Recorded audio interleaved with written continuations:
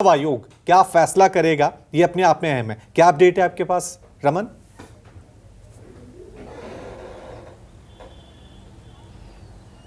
देखिए, गेंद अब चुनाव आयोग के पाले में चला गया है और शरद पवार और अजीत पवार गुट के जो दोनों विधायकों का खेमा जो है वो अपने अपने खेमे को असली एनसीपी बताने की कोशिश कर रहा है और चुनाव आयोग को कन्विंस करने की कोशिश भी कर रहा है।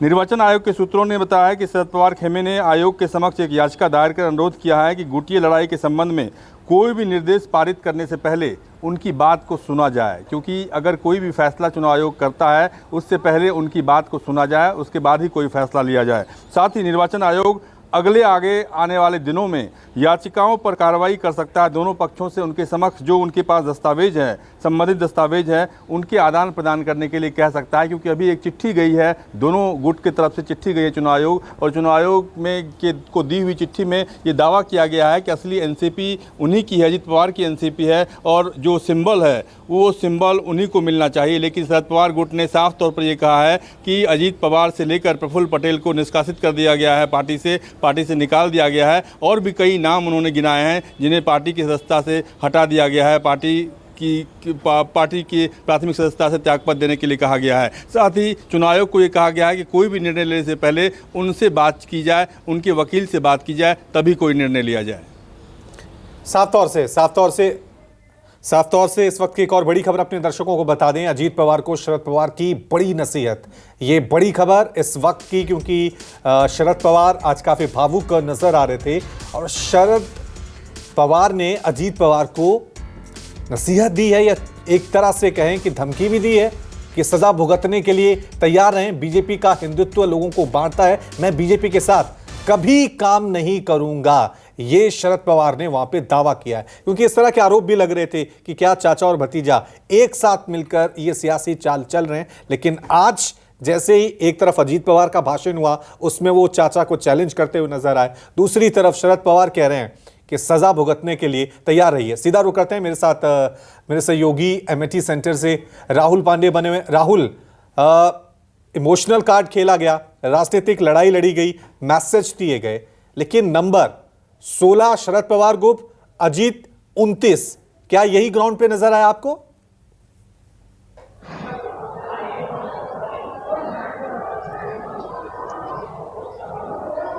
जी बिल्कुल, आपको बता दें कि एनसीपी के जो 54-55 विधायक हैं उनमें से आधे से ज्यादा विधायक अजीत गुट के साथ मंच पर नजर आए। 28 से 29 विधायकों की संख्या जो है बताई जा रही है कि वो अजीत पवार के साथ है।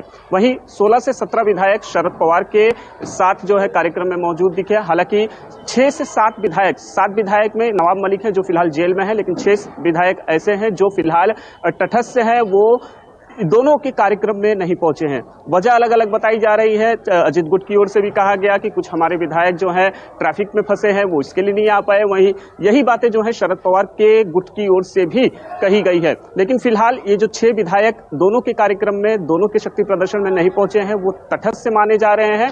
और दूसरी बात, अगर यहाँ एमिटी सेंटर की बात कर लें तो यहाँ पर हजारों की तादाद में अजीत पवार के जो समर्थक थे वो मौजूद थे। इस दौरान अजीत पवार ने सीधे जो है इशारों में शरद पवार पर जो है निशाना साधा है। उन्होंने कहा, हमला बोलते हुए शरद पवार पे कहा कि 82-83 साल की उम्र हो गई है, अब वक्त जो है आराम करने का है। और राहुल, ये बताइए कि अजीत पवार गुट की बैठक के बाद जो तस्वीर सामने आई कि जो तमाम विधायक हैं उन्हें बस में ले जाया जा रहा है एक होटल में, क्या नंबर था बस में बैठे हुए विधायकों की, क्या संख्या थी? क्योंकि अभी तक वो जो एक जादुई आंकड़ा है जिसका अजीत पवार जिक्र कर रहे हैं, अभी तक वो बहुत पीछे हैं। क्या नंबर था जो बस में गए विधायक?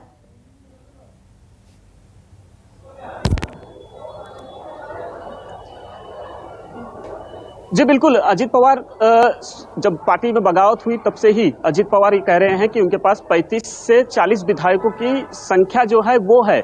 लेकिन तस्वीर यहाँ पर ग्राउंड पर कुछ अलग ही नजर आई है। 28 से 29 विधायक वो उस बस में भी मौजूद थे और यहाँ मंच पर भी मौजूद थे।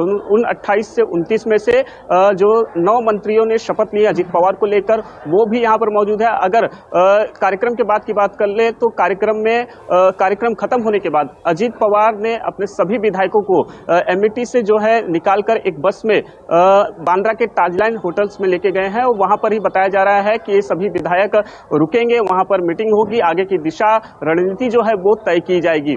लेकिन जो विधायकों की संख्या अजीत पवार बता रहे थे शुरुआत के दिनों से ही कि उनके पास 35 से 40 विधायकों का समर्थन है, लेकिन यहाँ पर सिर्फ 28 से 29 महज विधायक जो थे वो मौजूद थे। हालांकि कुछ विधान परिषद के सदस्य भी 4 से 5 थे, वो भी यहाँ पर थे। लेकिन अगर विधायक की बात कर ले, जो लेजिस्लेटिव असेंबली की बात कर ले, तो उसके 28 से 29 सदस्य अजीत पवार के खेमे में नजर आए हैं। और कुछ सांसद सुनील तटकरे थे वो मौजूद थे, राज्यसभा के जो सांसद है प्रफुल्ल पटेल वो मौजूद थे। और फिलहाल 28 से 29 का जो नंबर है वो अजीत पवार के पास दिखाई दे रहा है। ठीक है। इस